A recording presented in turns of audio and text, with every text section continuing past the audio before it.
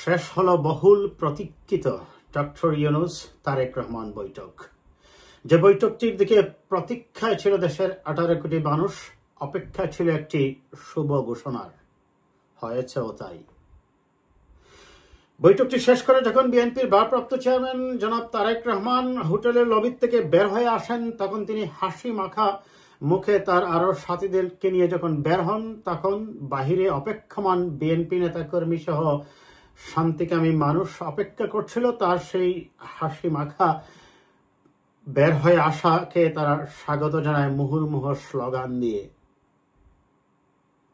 এরকম একটি সুন্দর ঘোষণার এবং সুন্দর আউটকামের জন্য আমরা প্রতীক্ষা করেছিলাম। আমি গতকালকে 2টি ভিডিও করেছি দর্শক, এবং আমার শেষ কথাটাই ছিল প্রতীক্ষার হবে শেষ তবে। সেই তবে কেই ব্যাখ্যা করতে হবে।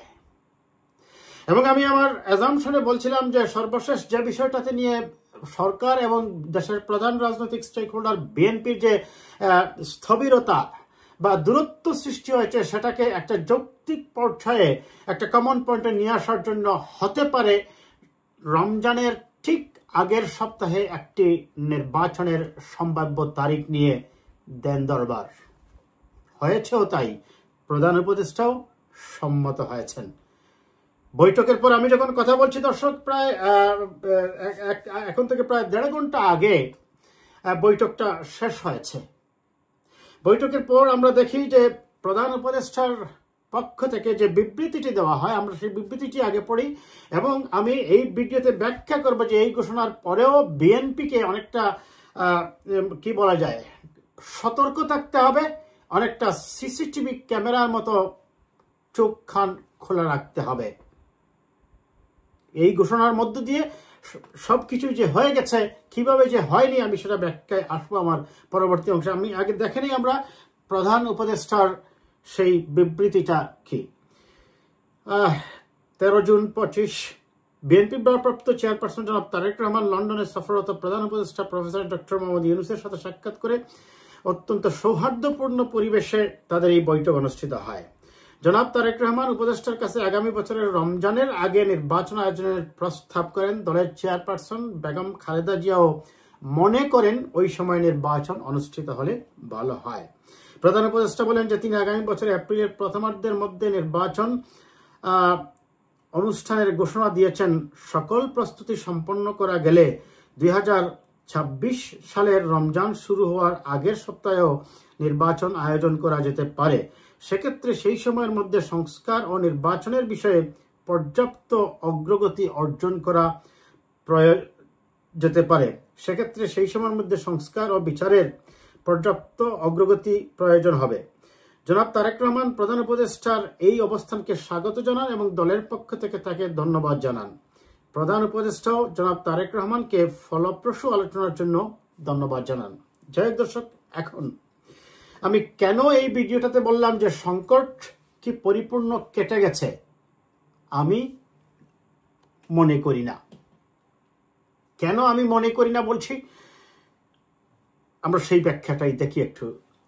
দেখুন, এটা যে প্রস্তাব করা হবে বিএনপির পক্ষ থেকে এবং প্রধান উপদেষ্টা, কারণ এটা এই প্রস্তাবের পক্ষে যৌক্তিক অনেকগুলো কারণ আছে, কাজে এটা না মানার কোনো কারণ আমি দেখি না। এবং আমি আগেই বলছি যে আমি কয়েকটি ভিডিও করেছি, বিভিন্ন ধরনের পোস্ট দিয়েছি, আমার অ্যানালাইসিসগুলো তুলে ধরেছি কি কারণে প্রিসাইডিং অফিসারের অপ্রতুলতা থাকবে এপ্রিল মাসের নির্বাচনে, রমজান থাকবে, তারপরে আপনার এসএসসি এইচএসসি পরীক্ষা, আবহাওয়াগত সমস্যা, অনেকগুলো বেরিয়েছিল।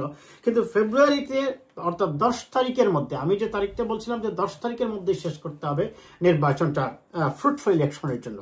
যাই হোক, এখন যেহেতু প্রধান উপদেষ্টাও সেটাতে সম্মতি দিয়েছেন, তবে তিনি বলেছেন সেক্ষেত্রে প্রয়োজনীয় সংস্কারের ব্যাপারটা আমাদের আগে শেষ করতে হবে।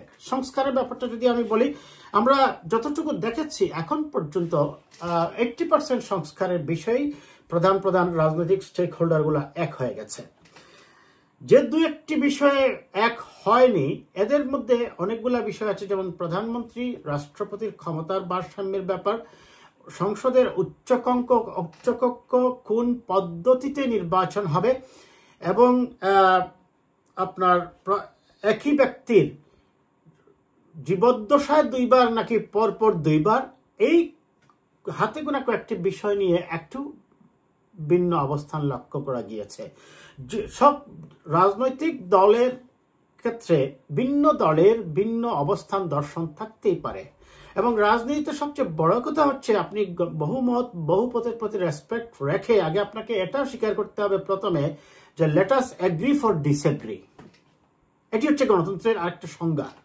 আপনার একটা মত থাকবে, আমার একটা মত থাকবে, তাহলে আমাকে মেনে নিতে হবে, আপনারটা আপনি গ্রহণ করেন। আপনি ক্ষমতায় যদি জনগণের কাছে যান এই দর্শন নিয়ে, জনগণ যদি আপনাকে চায় আপনি সেটা বাস্তবায়ন করবেন। আমি যেটা চাই আমি ওইটা নিয়ে জনগণের কাছে যাব, জনগণ আমাকে গ্রহণ করলে আমরা সেটা বাস্তবায়ন করব। এটি তো গণতন্ত্রের সৌন্দর্য। এটিকে আমি মনে করি এখন দ্রুত বেগে শেষ করে নিয়ে আসা প্রয়োজন। যে কারণে আসি আমার দ্বিতীয় অংশে, যে কারণে আমি বলছি যে এটা নিয়ে সতর্ক থাকতে হবে, সজাগ দৃষ্টি থাকতে হবে 24 আওয়ার। কেন? আপনারা জানেন ইতিমধ্যে এনসিপি একটি দাবি তুলেছে যে এই নির্বাচন কমিশন নিরপেক্ষ নয়, এবং তারা নির্বাচন কমিশনের পুনর্গঠন দাবি করেছে, এবং এই কমিশনের অধীনে নির্বাচন নিরপেক্ষ হবে না বলেও তারা একটা দাবি দিয়েছে। এখন নির্বাচন কমিশন এখন পর্যন্ত কোনো নির্বাচনই করেনি। খুব স্বাভাবিকভাবে প্রশ্ন জাগে এই নির্বাচন কমিশন তাহলে অনিরপেক্ষ হয় কি করে? এনসিপি যে এখানে সামনে থেকে করছে এটা আমাদের মনে করার যথেষ্ট কারণ আছে। এনসিপি নিশ্চয়ই আপনারা দেখেছেন পয়লা বৈশাখ এবং নির্বাচন কমিশন ঘেরাওয়ে 100-150 নিয়ে মিছিল করেছে, বা আরো যদি আপনার বলেন এবি পার্টি ওটা ওগুলো বাদ, এনসিপি এই হাতে গোনা 200-400 মানুষ। কিন্তু এনসিপি কে যারা চালায়, যারা তাদের পিছনে দাঁড়িয়ে আছে বলে মনে করে মানুষ, আমি যদি সেই ক্ষেত্রে জামাতের কথাই নিয়ে আসে, কারণ জামাতের সাথে তাদের যে এলাই আছে এটা বিশ্বাস করার যথেষ্ট কারণ আছে।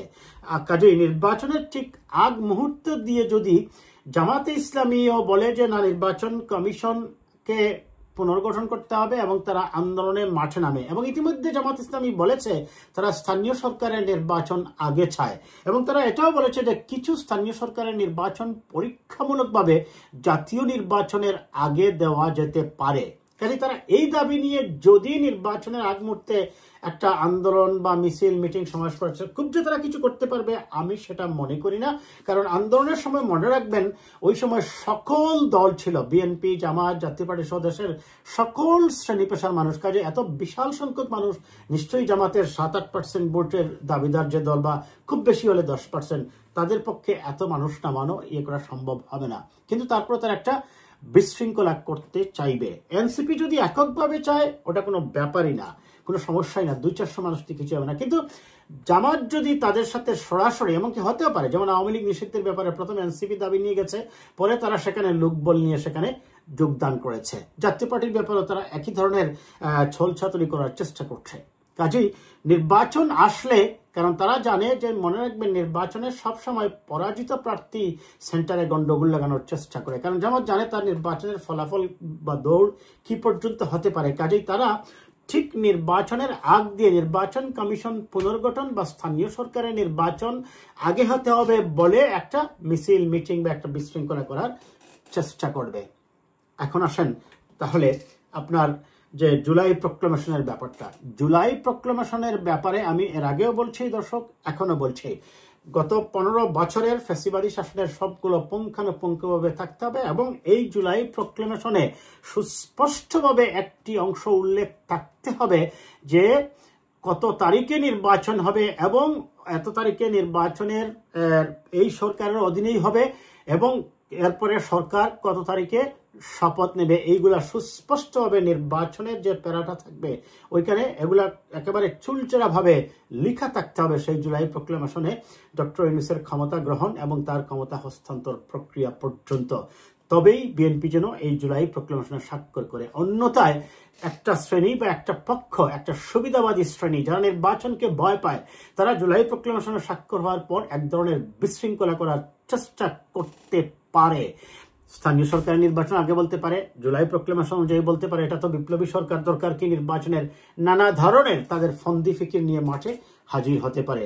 কাজে এই ঘোষণার মধ্য দিয়ে প্রধান উপদেষ্টা যে চেয়েছেন ফেব্রুয়ারিতে নির্বাচন হতে পারে, আমরা সেটা মেনে নিয়েছি, কিন্তু এই সরকারের ভিতরে আরেকটি সেবজার সৃষ্টিকারী কিছু মানুষ আছে। তার প্রমাণ আমি আপনাদেরকে দেই। ডক্টর মোহাম্মদ ইউনূস প্রথম বলেছিলেন ডিসেম্বরে নির্বাচন হবে, সেই নির্বাচন অনুযায়ী তিনি নির্বাচন কমিশনকে প্রস্তুতি নিতে বলেছিলেন, কিন্তু তার কয়েক ঘন্টা পরেই সরকারের প্রেস সচিব বা সরকারের পক্ষ থেকে আরেকটা পক্ষই একটা বিবৃতি দিল, বলল যে প্রধান উপদেষ্টা বলেছেন ডিসেম্বর টু জুন।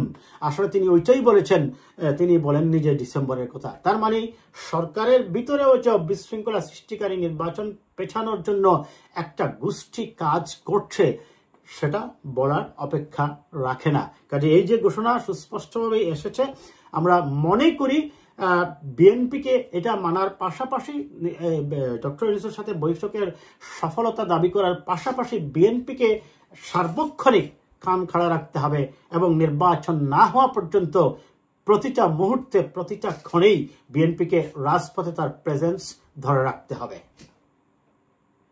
এ পর্যন্তই।